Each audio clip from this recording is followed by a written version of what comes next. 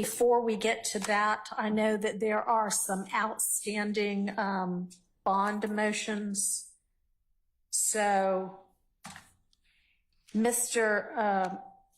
Steele, on behalf of Mr. Williams, has filed a motion for bond reconsideration, but Mr. Steele, you essentially go back and argue anew all of the factors that whichever, I don't even know who took up the bond to begin with, but another court has already considered all of those, the Ayala factors, and you don't present changed circumstances. You just essentially say this call was wrong to begin with and you should do it over. And I am not going to reconsider any bond issues that have already been considered and ruled upon by another court absent legitimate changed circumstances. So that motion is denied.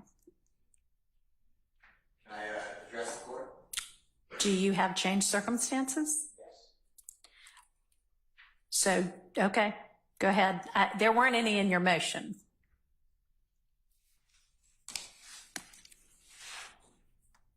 Mr. Williams has been in custody since the 9th day of May of 2022.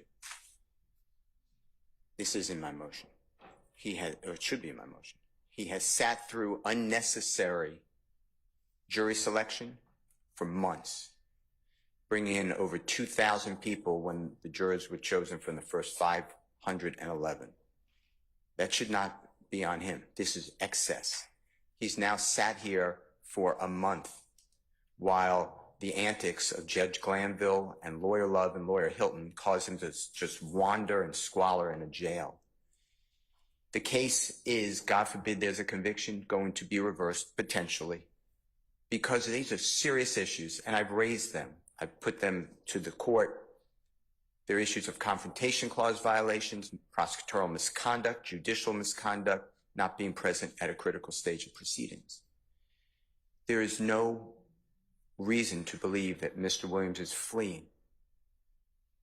He would be crazy because if he flees, the case goes on because it's mid-trial and he waives his appellate rights. He has the strongest ties to the community and the backing of wonderful people, both near and far, who are willing to come. Those are my changed circumstances. All right. Thank you. I do not, they are changed circumstances from, yes, things happened after the bond was decided to begin with. I don't know how I would have decided the bond originally. That's not before me. Those are not the kind of changed circumstances that speak to the Ayala factors, and so I'm not going to reconsider the bond. Well, let me ask one more then. There is a judge who joined the prosecution team. He said, we need a witness's testimony. He encouraged the witness, more than encouraged, to testify against Mr. Williams.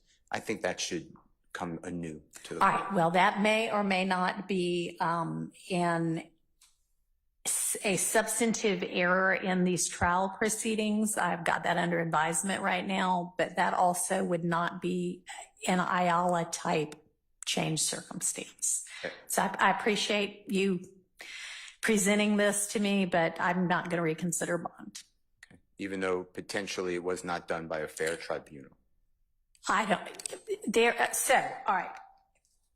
There is nothing, and I'll make a determination with regard to that substantively, but I will note that Judge Krause, who had a lot of these issues before her in the motion to recuse, her finding, while I think dicta, was that there was nothing improper. She said, you know, maybe I'd have done it differently, but that there was nothing improper substantively with what occurred. So at this point, we don't have, and the basis of her recusal was not that Judge Glanville is biased. It was that he engaged too vociferously in setting forth facts and information when he denied the motion to recuse, and that was not what the rules require. And so recusal was necessary, but she even, I think, went on to say,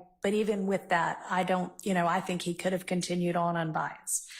It's dicta, but right now, that is your position in the litigation. It's not a factual finding. It's substantively before me. And if that is the case, then there will be a different ruling made that will impact this trial, that may result in a mistrial, that may result in a mistrial with prejudice, but that would not impact a reconsideration of bond. Now, if there's a mistrial without prejudice, then bond maybe could be considered then. That might be a changed circumstance, but right now we don't have that. Then I'd like you to address just one last thing then. Judge and district attorneys come out after that ex parte hearing and not a syllable about Brady evidence. It all should have been spilled right then. That's an ongoing concern. So my point is, you have the same judge denying bond, the same judge hiding Brady evidence. So I'd like you to consider that. All right, thank you. I understand. It's not an appropriate consideration. I understand what you mean.